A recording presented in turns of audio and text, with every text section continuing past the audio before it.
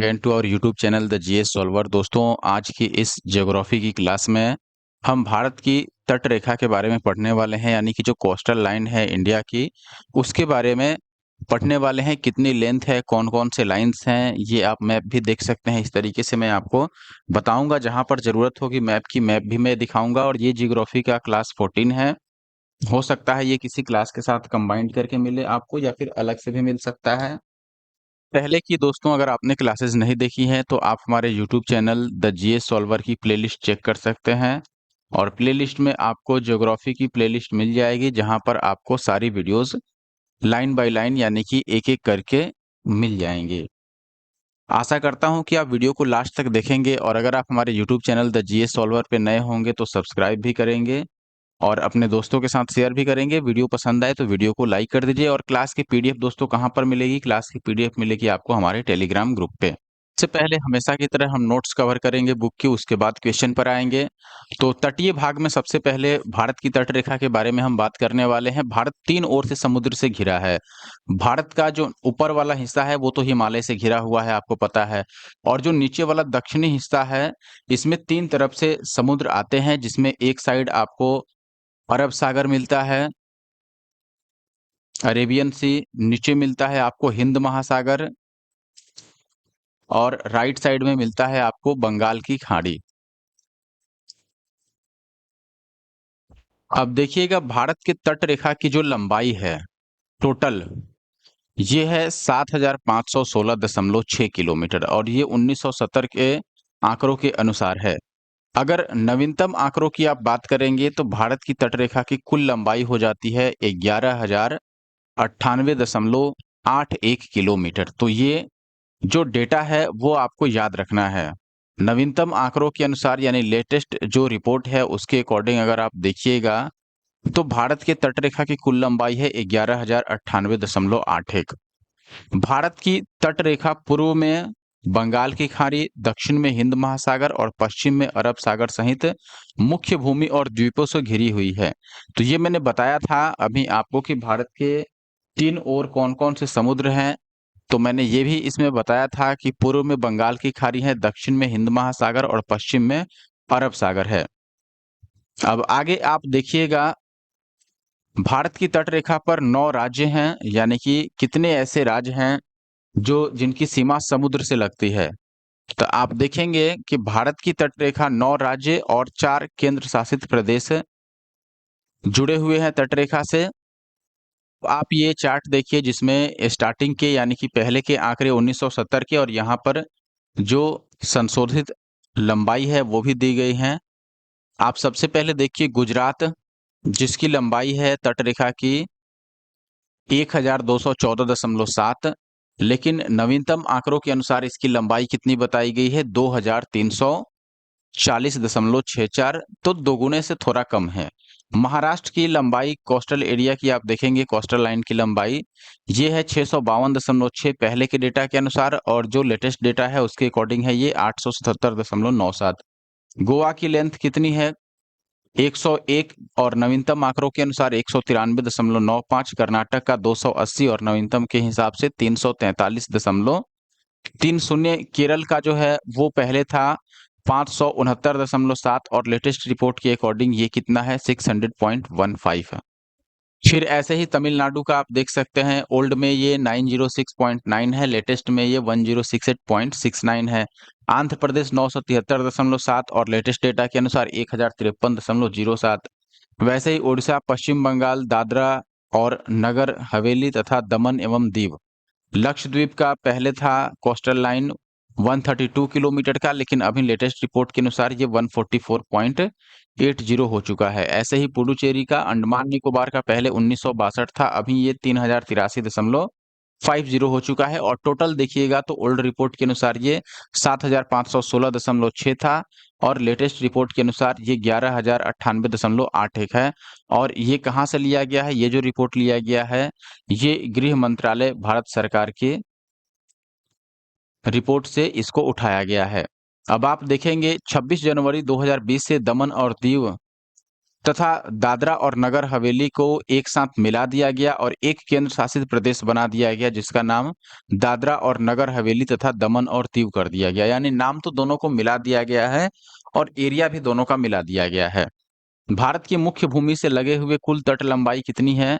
यानी कि जो मुख्य भूमि से लगा हुआ है, भारत से जुड़ा हुआ, वो है 5422.6 किलोमीटर। ये ओल्ड डाटा के अनुसार है और नए डाटा के अनुसार ये 7870.51 किलोमीटर है, जिसमें अंडमान एवं निकोबार द्वीप समूह तथा लक्षद्वीप की तटरेखा को हटा दिया गया है।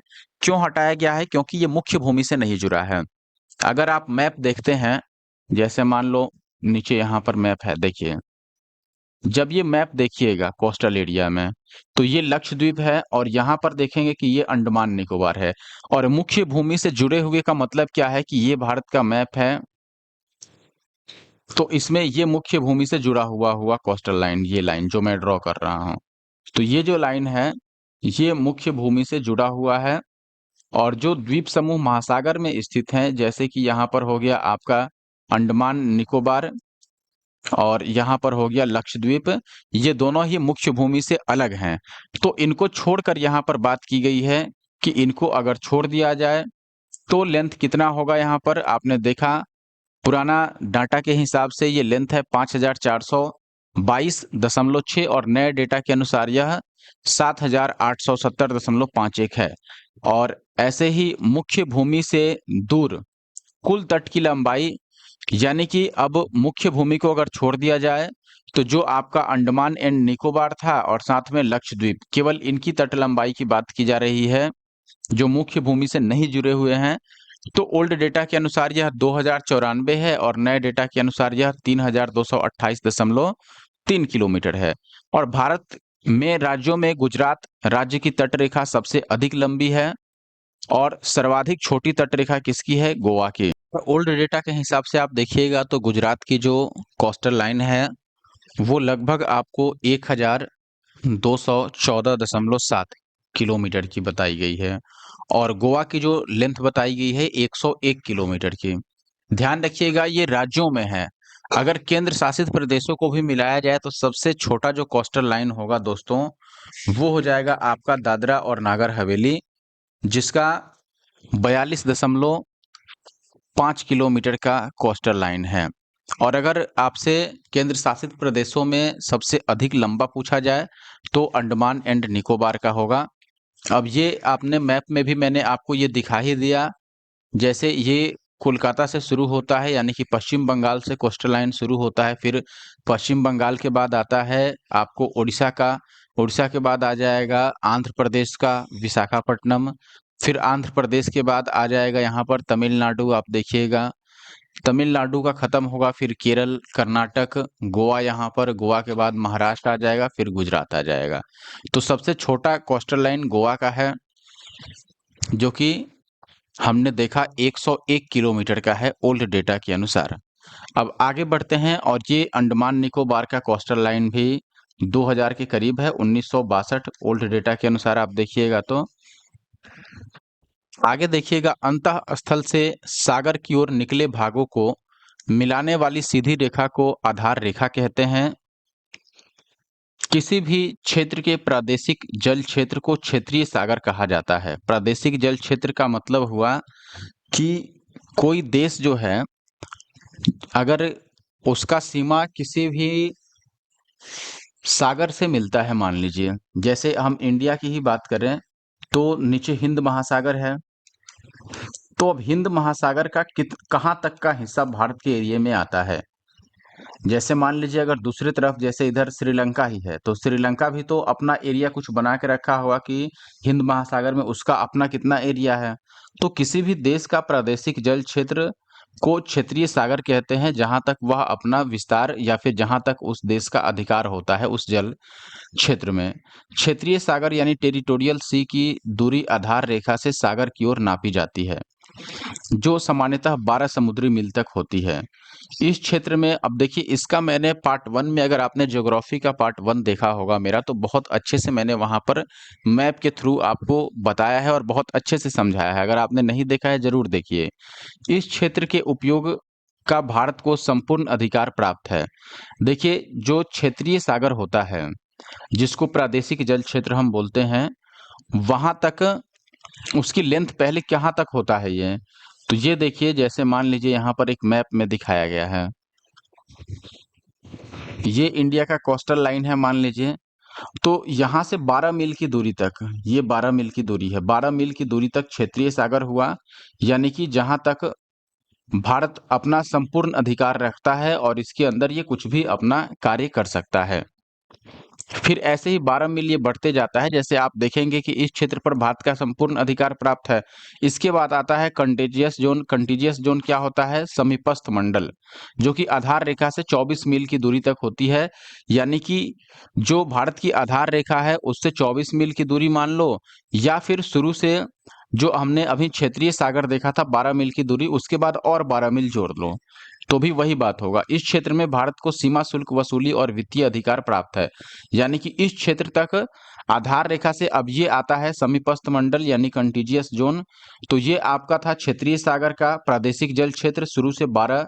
यानी कि आपको अगर ऐसे ये समझने में परेशानी है तो आप इस तरीके से समझ लो कि ये इंडिया का अगर निचला हिस्सा है भारत का, तो इसमें मान लो यहाँ से 12 मील की दूरी तक इसका प्रादेशिक जल क्षेत्र है, जहां तक इसको संपूर्ण अधिकार प्राप्त है। फिर इसमें 12 मील और ऐड करो तो शुरू से ये 24 मील हो गया, और यहाँ तक ये अपना वित्तीय अधिकार रखता है इंडिया, और यहाँ तक के अंदर शिप पर या किसी भी प्रकार के व्यापार पर यह अपना टैक्स लगा सकता है। और इसके बाद फिर आता है, आप जब इसमें और ऐड कीजिएगा कितना, किसी भी देश का अनन्य आर्थिक क्षेत्र एक्सक्लूसिव इकोनॉमिक जोन आधार रेखा से 200 समुद्री मील तक होता है। यानी कि जो आधार रेखा है यहाँ से 200 समुद्री मील आगे तक जो होगा वो ईईजेड होगा, यानी कि अनन्य आर्थिक क्षेत्र होगा, जो आधार रेखा से 200 मील की दूरी तक होता है। और इस क्षेत्र में भारत को वैज्ञानिक अनुसंधान की छूट मिली हुई है। अब देखें कि 200 मील की दूरी पर और क्या किया जाएगा, वहां व्यापार तो नहीं होगा। तो निश्चित तौर पर ऐसे एरिया का इस्तेमाल इंडिया या फिर कोई अन्य देश जिसके क्षेत्र में ऐसा सागर का क्षेत्र आता है एक्सक्लूसिव इकोनॉमिक जोन, उसमें यह वैज्ञानिक अनुसंधान के लिए देश इसको इस्तेमाल में लाता है। स्थलीय भाग एवं आधार रेखा के बीच सागरीय जल को आंतरिक जल यानी इंटरनल वाटर बोलते हैं। यानी कि ये इंडिया का लास्ट लाइन जो हुआ, और स्थलीय भाग और आधार रेखा, यानी कि इसमें ये आधार रेखा है जैसे, और ये इसका कोस्टल लाइन है, तो इसके बीच का जो एरिया हुआ या फिर वाटर हुआ इसको इंटरनल वाटर बोलते हैं। अब हम सीधे क्वेश्चन पर आते हैं दोस्तों, और अभी तक अगर आपने हमारा YouTube channel the GS solver नहीं सब्सक्राइब किया है दोस्तों, तो प्लीज यूट्यूब चैनल को सब्सक्राइब कर लें, और वीडियो को लाइक नहीं किया है तो लाइक कर दें। अब पहला सवाल आपके सामने है दोस्तों, निम्नलिखित में से किस तट से भारत का औसत समुद्र तल नापा जाता है? ऑप्शन है मुंबई, चेन्नई, कोचीन या फिर विशाखापट्टनम। तो ये निश्चित रूप से चेन्नई से मापा जाता है, याद रखिएगा। हालांकि आंसर आपको यहाँ पर दिख गया था, भारत का औसत समुद्र तल चेन्नई तट से मापा जाता है। आगे देखिएगा नेक्स्ट क्वेश्चन, भारत के प्रादेशिक जल क्षेत्र का विस्तार कितना है? हमने अभी पढ़ा था प्रादेशिक जल क्षेत्र जो होता है, जिसको हम सागरीय क्षेत्र बोलते हैं, ये 12 मील की दूरी होती है आधार रेखा से, 12 मील। तो यहाँ पर ऑप्शन सी जो है वो सही उत्तर है। और 24 मील क्या होगा? 24 मील अगर रहे तो 24 मील को हम क्या बोलते हैं दोस्तों? समीपस्थ मंडल, कंटिजियस जोन, यानी कि हिंदी में समीपस्थ मंडल या समीपस्थ क्षेत्र भी बोल सकते हैं, ये पूरा सा रहेगा। आगे बढ़ें अब, ये सारी चीजें पहले हमने देख ही लिया था।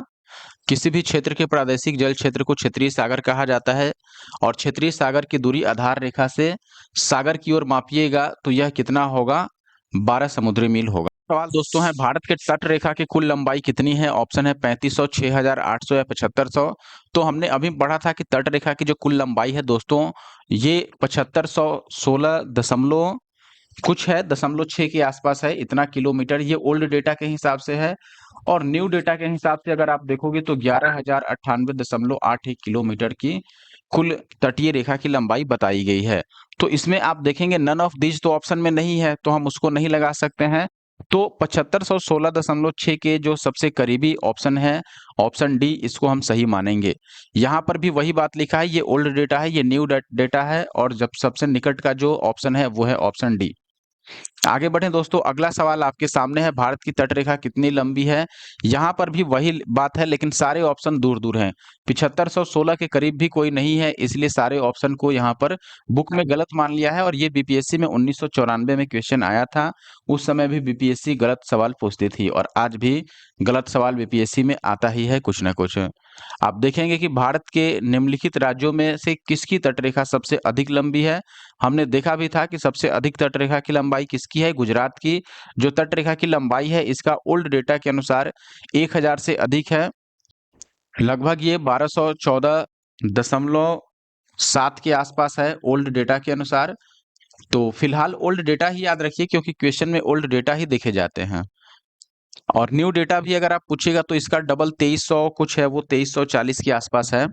अभी आप देखेंगे यहाँ डिटेल सॉल्यूशन में, तो यहाँ आपको दिखाया गया है दोस्तों, भारत की तटरेखा की कुल लंबाई 7516.6 और न्यू डेटा के अनुसार 11098.81। तटरेखा पर कुल 9 राज्य और 4 केंद्र शासित प्रदेश स्थित हैं। इनमें सबसे अधिक तटरेखा की लंबाई गुजरात की है। आप यहाँ पर देख सकते हैं, जो ऑप्शंस में गिवन थे, गुजरात की तटरेखा की लंबाई ओल्ड डेटा के अनुसार 1214.7 है, न्यू डेटा के अनुसार 2340.62। फिर महाराष्ट्र का 652 ओल्ड डेटा और न्यू डेटा के अनुसार 877.97। ऐसे ही आंध्रा और केरल का आप देख सकते हैं। नेक्स्ट क्वेश्चन, जो कि क्वेश्चन नंबर 7, और ये कितनी बार पूछा गया है आप यहाँ देख सकते हैं, 2014 में, 6 में, 6 में, 6 में और 7 में। कम से कम 5 बार तो ये सवाल पूछा जा चुका है केवल पीसीएस के क्वेश्चंस में। बाकी आप एसएससी, रेलवे, ये सब तो छोड़ दो। तो भारत के किस राज्य का समुद्री तट सबसे अधिक लंबा है? ये अभी हमने पीछे देखा भी था कि गुजरात में है, तो एक बार और जोड़ दो, तो ये समझ लीजिए कितना अधिक क्वेश्चन पूछा गया है। 1214.7 किलोमीटर ओल्ड डेटा के अनुसार, और न्यू डेटा के अनुसार 2340.62। ये आप याद रख सकते हैं। सवाल देखिएगा तो सेम टाइप का क्वेश्चन है, यहाँ पर भी देख सकते हैं, यूपीआरओ एआरओ में भी ये क्वेश्चन रिपीट हुआ है। सर्वाधिक लंबी तटरेखा किसकी है? गुजरात की। और अगर केंद्र शासित प्रदेशों में पूछा जाए तो अंडमान निकोबार की जो तटरेखा है वो सबसे अधिक लंबी है। अच्छा, अगला सवाल देखिए, आईएएस प्री में भी आया है, यूपीएससी आरओ एआरओ में, और फिर यूपीएससी आरओ एआरओ में 2 बार पूछा गया है। भारत में कितने राज्य तटरेखा से लगे हुए हैं? तो भारत में 9 ऐसे राज्य हैं जो तटरेखा से लगे हैं, और 4 ऐसे केंद्र शासित प्रदेश हैं जो तटरेखा से लगे हुए हैं। केंद्र शासित प्रदेशों में सबसे छोटा जो तटरेखा है, सबसे छोटा ये किसका है? दादर और नगर हवेली। और इसके साथ में अब दमन और दीव भी है, तो दादर नगर हवेली एवं दमन और दीव, ये मिला करके। और सबसे छोटा राज्यों में किसका है? गोवा का, जिसकी कोस्टल लाइन ओल्ड डेटा के अनुसार 101 है, और अगर न्यू डेटा के अनुसार पूछे तो ये 193.95 है। आप डिटेल में देखिएगा, तो चूंकि यहाँ पर ऊपर बता दिया गया है, इसलिए कुछ डिटेल सॉल्यूशन नहीं दिया गया है।